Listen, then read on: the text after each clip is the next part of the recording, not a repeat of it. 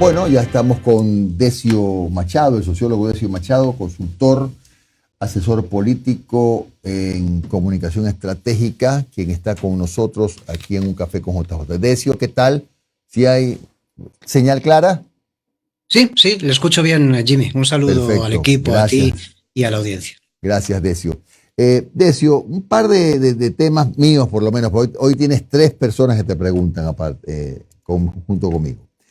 La primera es, ¿cuál es tu visión respecto de la reunión de fuerzas de centro hasta la izquierda y hasta la izquierda dura que se dio anteayer en la Casa de la Cultura? ¿Te pareció bien? ¿Te pareció un ejercicio innecesario? ¿Cómo ve un sociólogo y analista como tú este tema? Bueno, yo creo que hay dos lógicas ahí. Una es que me parece una apuesta por superar una dinámica, digamos, fraccional, sectaria y cainita entre las organizaciones de izquierdas que se ha mantenido durante muchos años, y es la posibilidad de entenderse, poder hablar y poder intentar articular una propuesta, en este caso, electoral conjunta. Eso me parece como importante, y creo que esto es un avance con respecto a lo que hemos estado viviendo hasta antes de ayer, vamos, prácticamente. Y en segundo lugar, me parece que, y también voy a ser honesto, Jimmy, creo que la necesidad obliga. Es decir, me parece que la situación de las organizaciones de izquierdas en este momento, los partidos políticos de izquierdas, no de las organizaciones, de los partidos políticos de la izquierda en este momento, no es buena, y por lo tanto la racionalidad les obliga a poder, digamos, juntarse y hablar. Por lo tanto, me parece que hay dos elementos que generan sinergias en un marco de poder construir una propuesta desde una visión humanista de la política que permita, digamos, disputar el espacio o sea, las elecciones que van a tener lugar dentro de 6 meses. Por lo tanto, a mí me parece positivo, Jimmy. Claro, claro, o sea, era un error pensar que de ahí iba a salir humo blanco y que ya todo iba a estar resuelto. Me parece que el solo hecho de haberse juntado todos ya es un tema histórico, ¿no?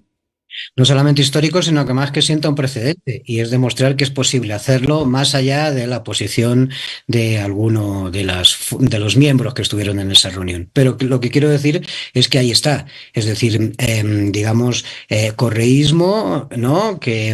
Y organizaciones que en algún momento han tenido cosas que decirle al correísmo, que Ujú. tienen cosas que decirle al correísmo, porque el correísmo también, digamos, ha cometido sus errores durante su gestión de gobierno. Por lo tanto, me parece, pero superar esto, es decir, han pasado 7 años, el país está hecho pedazos, es decir, y evidentemente, digamos que hay, o sea, la racionalidad obliga a que organizaciones que al final tienen una visión común, digamos, más allá de particularidades o de cosas concretas, de cómo hay que generar un modelo de sociedad equitativa, justa, digamos, donde se luche contra las desigualdades, donde haya oportunidades para todos, es decir, puedan entenderse en un discurso de la construcción de una propuesta política común. Mira, ¿saldrá o no esa apuesta? Yo creo que está muy avanzados los plazos, es decir, está muy complicado las cosas, Ujú. pero lo que sí es cierto es que sienta un precedente que me parece positivo, digamos, a futuro, ¿no, Jimmy?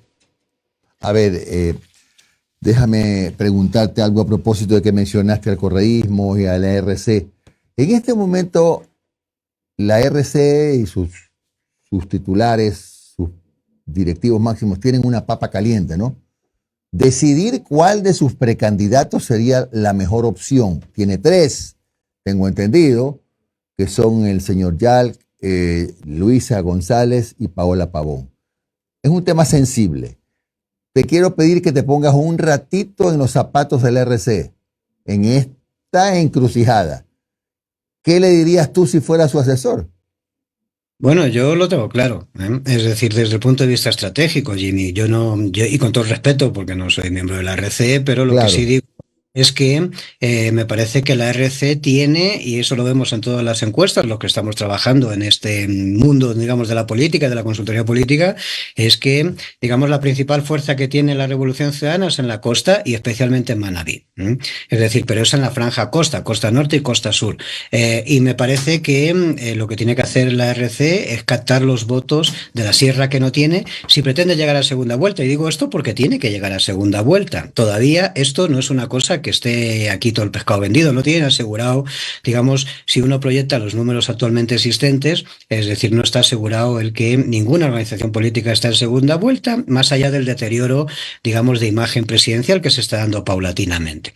Con lo cual, me parece que si lo que se busca es pescar, digamos, votos, o sea, recabar votos en la zona sierra y centro, ¿quién mejor que la prefecta que tienen, que mejor lo ha hecho en la zona sierra y centro? Se ha reelegido incluso en una plaza que es arisca, es decir, con la Revolución Ciudadana, como es Pichincha y Quito en concreto. Entonces me parece que ahí tienen un baluarte importante. Hay dos candidaturas de mujeres ahí en lo que aparece en este abanico preelectoral. Una es Andrea González por el lado de la derecha y otras serían las posibles candidatas de la Revolución Ciudadana, Luisa González o Paola Pavón. Es decir, y en este sentido me parece que Paola Pavón podría ser un elemento que les permitiese enganchar con lo que no tienen, ¿no? Es decir, y es votos en Pichincha, en la Sierra Centro, o sea, en la Sierra Sur y en la Sierra Norte, Jimmy. Por lo tanto, yo creo que si lo miras desde el punto de vista racional, estratégico, podría ser la mejor candidata. Yo creo que Luisa González, con todos mis respetos, es decir, lo ha hecho muy bien, creo que es una buena dirigente para ellos, pero también digo que pesca donde ya está digamos, echado la red, ¿no? Que son en la zona costa y fundamentalmente en su territorio, que es Manabí, donde ellos tienen ya construidos sus soportes electorales. Decio, buen día. Omar Jaén te saluda. ¿Cómo has estado? Gracias por tu tiempo, Decio. ¿Qué opinas de la centro derecha? Todo el mundo, los reflectores esta semana han estado, a partir de esta reunión en la Casa de la Cultura, de la centro izquierda. ¿Qué pasa de la centro a la derecha? Tenemos algunos nombres que están sonando. Yo creo que el más fijo es el propio Daniel Noboa, junto con el señor Cucalón. Creo que el señor Cucalón va a terminar participando por Construye. También Andrea González está en la búsqueda de un binomio, con un partido a lo mejor no tan fuerte como Sociedad Patriótica, pero está su nombre. Pero de ahí no mucho más. Henry Kronfle, deshojando margaritas. Yo creo que a la larga no terminará yendo, sino que va a Caiturri. Pero ¿cómo tú ves al otro lado? ¿Qué pasa en la otra orilla? Bueno, yo creo que primero, como te decía anteriormente, tenemos digamos ahí, está fraccionado, que esto es una novedad, porque parecía que se estaba trabajando estratégicamente en no fraccionar la derecha, ¿no? Ahí se entendían algunas cosas que habían pasado, el tema de Construye, ¿no? La anulación del registro de Construye en algún momento, que luego se superó, es decir, o sea, cosas de este tipo, digamos... el condicionante de los socialcristianos que están en su peor momento de la historia, ¿no? Desde que esa organización política se construyó, y hace mucho que se construyó. Es decir, y en este sentido me parecía como que de alguna forma había una estrategia gubernamental, digamos, por evitar o intentar evitar en lo máximo posible la división del voto de la derecha. Yo no voy a hablar de centro-derecha, voy a hablar de derecha, porque a mí no me parece que Cucalón sea un señor de centro-derecha, me parece un señor de derechas. Y, digamos, en algún momento representó la centro-derecha durante la campaña electoral Noboa, es decir, las actuaciones que hoy estamos viendo, que son la dependencia, es decir, de la agenda fondomonetarista, es decir, más algunas lógicas más asociadas a políticas nacionales, como quitarles presupuestos a, digamos, los espacios de inversión social, etcétera, más bien muestran cierta radicalidad en las políticas de derechas, me vas a perdonar, es decir, esto es de ciencias sociales, si haces un análisis, digamos, de esto. Entonces, el tema es que me parece que, digamos, hay mucho fraccionamiento ahí, y me parece que el único candidato que tiene la derecha ahora mismo con capacidad de proyectar es el propio presidente de la República. Digo esto porque el presidente de la República ha estado bajando de popularidad aceleradamente en los últimos 3-4 meses. Ahora se ha sostenido un poco esa bajada, cosa que es normal, porque uno no puede caer permanentemente a la misma velocidad de picada. El presidente ha estado cayendo como unos 8 puntos mensuales desde febrero, que tuvo su máxima cuota, hasta junio. Es decir, me parece que a partir de ahora, lo que estamos asistiendo en julio, se ha sostenido un poco eso, hay que ver cómo evolucionan los próximos 6 meses, pero lo que sí es cierto es de que sigue siendo, digamos, la figura que, a golpes de efecto, en un país donde hay una, digamos, desestructurización de todo lo que es la institucionalidad y entre ellos el sistema de partidos, es decir, a golpes de efecto todavía mantiene esto y creo que va a poder llegar, digamos, bien a las elecciones. Cuando digo bien, me refiero a que con posibilidades. No veo veo más posibilidades en los sectores de la derecha. El candidato más proyección podría tener a priori de esto sería Cucalón, y la verdad es que cargar con el San Benito de haber sido ministro de Guillermo Lasso es realmente, digamos, una cruz para subir al Monte de los Olivos. Ahora, Decio, y la última de mi parte, con respecto al tema del gobierno nacional como tal, ¿no? ¿Verdad? ¿Cómo tomarlo lo de los números que tocabas de decir, ¿no? ¿Verdad? Ayer ya vi que a partir de los números de Comunicaliza, en donde sube unos puntos, 2 o 3 creo que es en comparación a la última encuesta, ya había algunos voceros de gobierno. Si ven que el presidente, por más que te subió el IVA, te subió las gasolinas, con una economía estancada, con masacres en Durán a pesar de la intervención, todavía sigue estando por encima del 50% de aprobación. Y como que sacaron pecho ayer. ¿Es así como se manejan hoy por hoy las cosas? Porque, insisto, uno podría pensar que con todo lo que ha ocurrido de enero acá, el presidente no debería tener quizás tanta aceptación, pero la tiene. Entonces, ¿cuál es el secreto? Es de estos golpes de efecto que tú mencionabas, Decio. Sí, yo creo que hay un error en la encuesta de Comunicaliza, me vas a perdonar, y es haberla hecho, digamos, inmediatamente después del show este que se montó en Durán. Es decir, lo digo así de claro, quiero decir que es una lógica de espectacularización de la política. Y por lo tanto, es decir, claro, cuando tú haces una medición justo en ese momento, es decir, lo que tienes tienes los efectos de, digamos, de lo inmediatamente posterior. Es como si metes un gol en un partido de fútbol, sacas la foto y todo el mundo está de pie y dices, bueno, la gente vio el partido de pie. No, perdón, se levantó porque fue a saludar el gol, pero estaban sentados, ¿no? Entonces me parece que esa medición está hecha en ese momento de esa forma. Por lo tanto, habrá que esperar 15, 20 días y ver realmente qué próximas mediciones saca Comunicaliza y otras entidades, digamos, aplicadas al sondeo demoscópico, ¿no? Estimado sociólogo Machado, Camila Piedrahita lo saluda, muy buenos días. Yo quisiera saber, bajo su análisis, ¿qué significa que el pacto de no agresión se haya roto tan rápido? Unión Popular en su momento dijo unión sí, con el correísmo no. Bueno, yo creo que el tema de la Unión Popular era una cosa que se podía prever. A mí me sorprendió cuando vi las imágenes y vi ahí a los dirigentes de la Unidad Popular, digamos, que estuviesen ahí. Es decir, porque todos sabemos, digamos, de alguna forma, históricamente, cómo es el comportamiento de la Unidad Popular. Yo lo que digo es que en todas las mesas de póker hay un tonto y si uno no sabe quién es que eres tú. A mí me parece que la Unidad Popular estaba claro lo que iba a pasar y yo creo que no es que se haya roto el pacto de agresión, sino que es que yo creo que las organizaciones serias que podemos hablar de una unidad de la izquierda, digamos, yo creo que no se o sea, en ese espacio, en ese conjunto de organizaciones no debería haber estado la Unidad Popular, y yo creo que eso se ha visto inmediatamente. La Unidad Popular pretende ahora, es decir, aparecer, digamos, para intentar rentabilizar que son los únicos que son capaces de romper ese pacto, digamos, porque ellos son los más íntegros y los más de izquierdas. Y mira, honestamente, no hay más que ver las encuestas en este país para darte cuenta de que la gente no se está identificando ideológicamente. Si tú le preguntas en este país a las personas, a los ciudadanos ecuatorianos o los que conforman la sociedad ecuatoriana, es decir, quién es de izquierdas y de derechas, verás que en esa identificación hay muy poca gente. La gente se identifica en otras cosas, en otras causas y en otros, digamos, en otras clivajes, ¿no? Que no son los ideológicos, ¿no? Por lo tanto, bueno, ahí que sigan con ese discurso, pero no me parece como que sea muy racional en este momento ni muy adecuado, la verdad, ¿no?